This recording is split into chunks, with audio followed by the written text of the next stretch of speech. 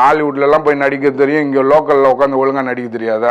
நம்ம ஷார்ட்டாக சொல்லணும்னா இந்த படம் எனக்கு பிடிக்கல, இதை நீங்கள் பாருங்கன்னு நான் சொல்ல மாட்டேன். டாக்குமெண்ட்ரி மாதிரியாட காட்டுவீங்க, 2.5 மணி நேரம் எவன்டா படம் எடுப்பான், லூசு பயிலுங்களா? ஒரு என்டர்டெயின்மெண்ட் படத்தை என்டர்டெயின்மெண்ட்டாக எடுங்க. இப்போ ரொம்ப சீரியஸான படங்கள்லாம் சூஸ் பண்ணுறாரு.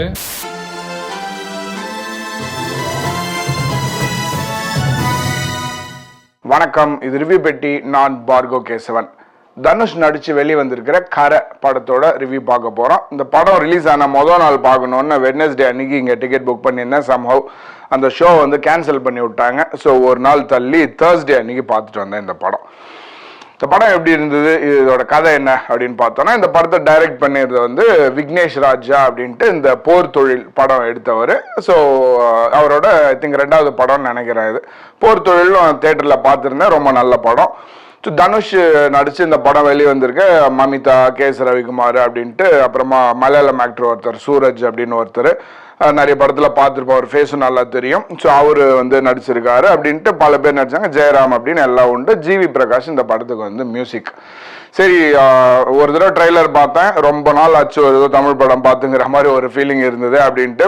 Almost 100 mile back and forth போக வரதுக்கு. ஸோ கிலோமீட்டரில் பார்த்தா எனக்கு தெரிஞ்சு ஒரு 160 கிலோமீட்டர் கிட்ட வரும்னு நினைக்கிறேன்.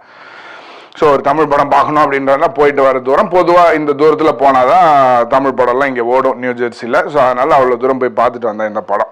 இந்த படம் எப்படி இருந்தது அப்படின்னு பார்த்தோன்னா, ஒரு திருட்டையே வந்து தொழிலாக வச்சிருக்கிற கரை அப்படிங்கிற தனுஷ், அவர் வந்து ஓகே நீயோட முடிச்சுக்கலாம் அப்படின்ற மாதிரி ஒரு பெரிய வீட்டில் வந்து திருட போகிறாரு. அண்ட் அன்னைக்கு வந்து கையும் களவுமா வந்து மாட்டிக்கிறாரு. தனக்கு சரியான ரெக்கக்னிஷன் கிடைக்கல, இதுக்கு முன்னாடி சால்வ் பண்ண எத்தனையோ கேஸ் எல்லாம் மேலதிகாரிங்க பேர் வாங்கிட்டு போயிட்டாங்க. இது ஒரு நல்ல பேர் வாங்கி அதோட ரிட்டையர் ஆகணும்னு நினைக்கிற இந்த சூரஜ், இந்த போலீஸ்கார் இருக்காரு, அவர் இந்த கேஸை எடுத்து நடத்தவும் அவர்கிட்டேருந்து தப்பிச்சு ஓடி போயிடுறாரு தனுஷ்.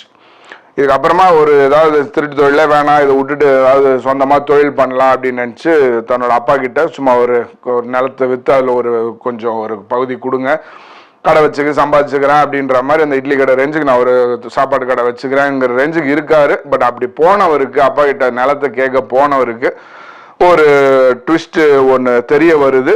நிலம் வந்து அவங்க கிட்ட இல்லை, அது வந்து ஒரு இடத்துல வந்து அதை வச்சு கடன் வாங்கியிருக்காங்க அப்படிங்கிற மாதிரியான ஒரு சூழல் அவருக்கு தெரிய வருது. இதுக்கப்புறமா என்ன நடந்தது, தனுஷோட அப்பாவுக்கு என்னாச்சு, அப்புறமா இந்த நிலத்துக்கு என்னாச்சு, இந்த கடன் அவங்களால வந்து அடைக்க முடியுதா, நிலத்தை மீட்க முடியுதா அப்படிங்கிற மாதிரியான விஷயத்தோட இந்த கதை வந்து முடியுது. இது வந்து ஒரு திருட்டு படம், அதாவது திருட்டுன்னு சொன்னால் கொஞ்சம் ஒரு மாதிரி இருக்கு, ஹைஸ்ட் படம் அப்படின்னு சொல்லிக்கலாம். இது வந்து ஒரு bank robbery, bank heist movie அப்படிங்கிற மாதிரியான ஒரு தீம்லேருந்து ஆரம்பிச்சு அப்படிங்கிற மாதிரி தான் ஒரு விஷயமா ஆரம்பிச்சது. சரி, ஏதோ பயங்கரமாக சுவாரஸ்யமாக போக போகுது அப்படின்ற மாதிரி ஆரம்பிச்சு, அப்புறம் இது வந்து விவசாய கடன், விவசாய நிலக்கடன் அப்படிங்கிற மாதிரி அந்த விவசாய கடன் இதுவாக மாறி, அதுக்கப்புறம் இவரோட ஃபேமிலி ட்ராஜடியாகவும் மாறி, அதுக்கப்புறமா எதில் இதை கொண்டு போகிறது, எதில் முடிக்கிறது அப்படின்னு தெரியாமல் அப்படியே பிடிச்சி வளன்னு இழுத்து ஜவ்வு மாதிரி ஒரு 1/2 அன் ஹவர் 3/4 மணி நேரத்தில் முடிய வேண்டிய கதையை 2.5 மணி நேரம் போட்டு இழுத்து ரொம்பவே வந்து சொதப்பிட்டாங்க படத்தை அப்படின்னு தான் சொல்லணும். அது வந்து ஒரு பேங்க் ஹைஸ்ட் படமாக எடுத்துன்னு போயிருந்தா நல்லா இருந்திருக்கும். அது வந்து ஒரு விவசாய கடன் படம் அந்த மாதிரி எடுத்துன்னு போயிருந்தா அதுக்கு வந்து அது ஒரு மாதிரியான ஒரு ஜான்ராவாக, அந்த கடைசி விவசாயம் அந்த ரேஞ்சுக்கு ஒரு மாதிரி ஒரு ஜான்ராவாக வந்து போயிருக்கும். பட் இவங்க வந்து அப்புறம் ஃபேமிலி சென்டிமெண்ட்டாக எடுத்துன்னு போகிறேன்னா அது வேற மாதிரி ஒரு மாதிரி போயிருக்கும். ஆனால் இவங்க எல்லாத்தையுமே கொண்டு போய் எதில் இதை எடுத்துகிட்டு போகிறதுன்னு தெரியாமல் பிடிச்சி வளன்னு இழுத்ததில்லை. ரொம்பவுமே வந்து நமக்கு கடுப்பாயிடுச்சு. படம் நடித்தவங்க எல்லாமே நல்லா தான் நடிச்சிருந்தாங்க. தனுஷ் ஆகட்டும், மமிதா ஆகட்டும், அப்புறமா வந்து கேஎஸ் ரவிக்குமார். அது ரொம்ப நேரமாக எனக்கு டவுட்டாகவே இருந்துச்சு, இது கேஎஸ் ரவிக்குமார் தானா, சரி இல்லை இருக்காது, ஐயோ அவர் தான் இல்லை அப்படின்ற மாதிரி அதுலேயே ஒரு 5-10 நிமிஷம் ஓடி போயிடுச்சு. அந்த அளவுக்கு வந்து அந்த பெருசாக ஒன்றும் கிடையாது, ஏதோ செட்டுப்பல் ஏதோ வச்சிருக்காங்க போல இருக்கு. பட் ரொம்ப வித்தியாசம். அவர் வேறு கண்ணாடி போடலன்னா அடையாளம் தெரிய மாட்டார் போல இருக்கு. நம்ம எத்தனையோ படத்தில் ஒரு சின்ன மறு வச்சவன் மறு வைக்கலன்னா அப்படின்னு நினச்சிப்பா, இவர் கண்ணாடி போடலன்னா யாரோ மாதிரி இருந்தார் ரொம்ப நேரம் அந்த மாதிரி. பட் நல்லா நடிச்சிருந்தாரு. இந்த மாதிரி ஒருத்தருமே நல்லா நடிச்சிருந்தாங்க. ஆனால் அதுக்கான ஸ்கோப்பே இல்லையோ அப்படிங்கிற மாதிரி தான் பட்டுச்சு. இன்ஃபேக்ட் அந்த மலையாளம் ஆக்டருக்கு அவருக்கு சிகரெட் பிடிக்கிறதையும் ஸ்லோ மோஷனில் அவருக்கு ஒரு பிஜிஎம் தவிர அவருக்கு இந்த படத்தில் வேலையே இல்லை. காரில் கிளம்புல போ இவனே அவனை அப்படின்றாரு. அவருக்கு நடிக்கிற ஸ்கோப்பே இந்த படத்தில் கிடையாது, சும்மா ஒரு ஃபேஸ் வேல்யூ மட்டும்தான், அவ்வளோதான். அண்ட் ஜெயராம் நல்லா போர்ட்ரே பண்ணியிருந்தாங்க ஒரு வில்லனா. பட் அகைன் ரொம்ப பெரிய ஒரு ஸ்கோப்பே இல்லை யாருக்குமே அப்படின்னு தான் வந்து சொல்லணும். இது வந்து அந்த மொதல் படம் எடுத்தவரோட படம் மாதிரியே தெரியல, சம்மந்தமே இல்லை, யாரோ எடுத்த மாதிரி தான் இருந்துச்சு. பட் அல்டிமேட்லி ரொம்ப வளவலன்னு இந்த ரிவ்யூவும் போகாமல் ஷார்ட்டாக சொல்லணும்னா இந்த படம் எனக்கு பிடிக்கல.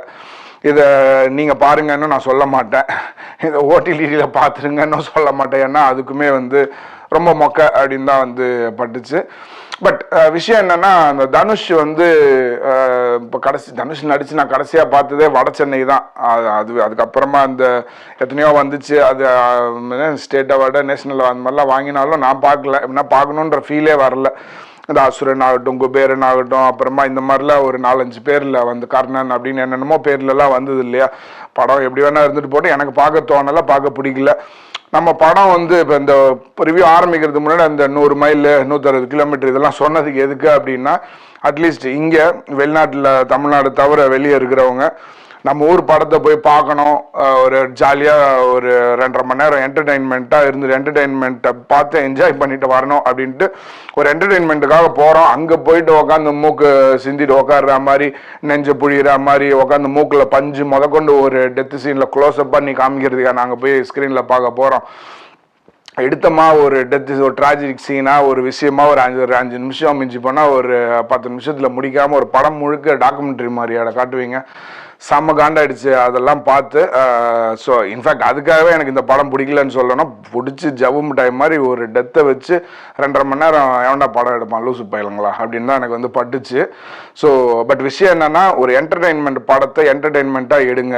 உட்காந்து மொக்கத்தனமாக உட்காந்து நான் அழ வைக்கிறேன் பாரு, மூக்க பிழி வைக்கிறேன் பாருன்னு உட்காந்து ஆதி காலத்து படத்தை மாதிரி உட்காந்து எடுத்துகிட்டு இருக்காதிங்க. இந்த பாலா படம்லாம் வந்து ஒரு 4 படம் ஓகே, அதுக்கப்புறம் உட்காந்து அழுதுனே இருந்தால் எவன் போய் பார்ப்பான். அந்த மாதிரி தான் இப்போ வர படம்லாம் இருக்குது. தனுஷ் நடிக்கிறது குறிப்பாக ஒழுங்காக ஜாலியாக ஏதோ ஒரு ஃபன்னாக நடிச்சுட்டு போகாமல் ஹாலிவுட்லலாம் போய் நடிக்க தெரியும், இங்கே லோக்கலில் உட்காந்து ஒழுங்காக நடிக்க தெரியாதா? உட்காந்து மொக்க படத்தில் தான் உட்காந்து நடிப்பீங்களா? உட்காந்து ஒரு நல்ல படத்தில் நடித்தோமா, என்டர்டெயின்மெண்ட் கொடுத்தோமா அப்படின்னு இருக்கணும். அதை விட்டுட்டு கிறுக்குத்தனமாக இருக்குது இந்த மாதிரி படம்லாம். போகிறோம் இந்த ரிவ்யூ. தட்ஸ் அபவுட் இந்த கரை. அடுத்த ரிவ்யூவில் சந்திப்போம். நன்றி, வணக்கம். பிரபு, என்ன படம் பார்த்துட்டு வந்தீங்க, எப்படி இருந்தது? இப்போ வந்து கரை படம் பார்த்துட்டு வந்திருக்கோம். தனுஷ் நடித்த படம், மமிதா பைஜு நடித்த படம். ஆனால் அவங்களுக்கு ரோல் அவ்வளோ இல்லை, 5 சீன் வராங்க, நல்லா நடிச்சிருக்காங்க. ஆனால் கொஞ்சம் பார்த்து செலக்ட் பண்ண வேண்டியிருக்கு மமிதா பைஜு. பட் தனுஷ் பின்னியிருக்காரு. தனுஷ் வந்து அவர் வழக்கம் போலவே நல்லா நடிச்சிருக்காரு. ரொம்ப அந்த ஃபர்ஸ்ட் ஹாஃப்லாம் இமோஷன்ஸ் நல்லா கேரி பண்ணியிருக்காங்க. ஸோ பட் பில்டப் பண்ணாங்க நேஷ்னல் அவார்டு வரும்னு. ஆனால் அந்த அளவுக்கு இல்லைன்னு உண்மையை தான் சொல்லணும். அது டவுட்டு தான், வருமா வராதான்னு டவுட்டு. போலீஸ் அந்த மலையாள ஒருத்தர் ஆக்டர் பேர் மறந்து போச்சு, நல்லா நடிச்சிருக்காரு. பட் ஒரே மாதிரி நடிச்சிருக்காரு தான். ஒவ்வொரு சீனில் ஒரு மாதிரி முறைச்சிக்கிட்டு அதே மாதிரி ஒரு மாதிரி டிஃப்ரெண்ட்டாக நடிச்சிருந்தான்னா நல்லா இருக்கும்னு தோணி இருந்தது. ஓவராலாக படம் எப்படி இருந்தது? ஓவரால் நல்லா இருந்தது. கொஞ்சம் அங்கங்கே லேக் இருந்துச்சு. ஆனால் அந்த விண்டேஜ் தனுஷ் தான் ரொம்ப மிஸ் பண்ணுறேன். அந்த மாதிரி எப்படி சொல்கிறது, சினிமாவில் பார்த்துருக்கேன், பீச்சில் பார்த்துருக்கேன், ஏன் நம்ம கிளாஸில் கூட பார்த்துருக்கேன். ஆனால் இப்போது நான் ஒரு பொண்ணை லவ் பண்ணுறேன், பியூட்டி என்ன தெரியுமா, அவளையும் லவ் பண்ணுறேன். அந்த மாதிரி டயலாக்லாம் ரொம்ப மிஸ் பண்ணுறேன் தனுஷ்கிட்ட. விண்டேஜ் தனுஷ் இப்போ ரொம்ப சீரியஸான படங்கள்லாம் சூஸ் பண்ணுறாரு. ஆனால் அது மாறினா நல்லா இருக்கும்னு நினைக்கிறீங்களா? ஆமாம், அந்த மாதிரி திருச்சி ட்ரம்பலம், ராம்காம் அந்த மாதிரி படங்கள் சூஸ் பண்ண சூப்பராக இன்னும் அவர் வேறு லெவல், அவரோட ரீச் இன்னும் வேறு லெவலுக்கு போகணும்னு நான் நம்புகிறேன். தேங்க்யூ. வணக்கம்.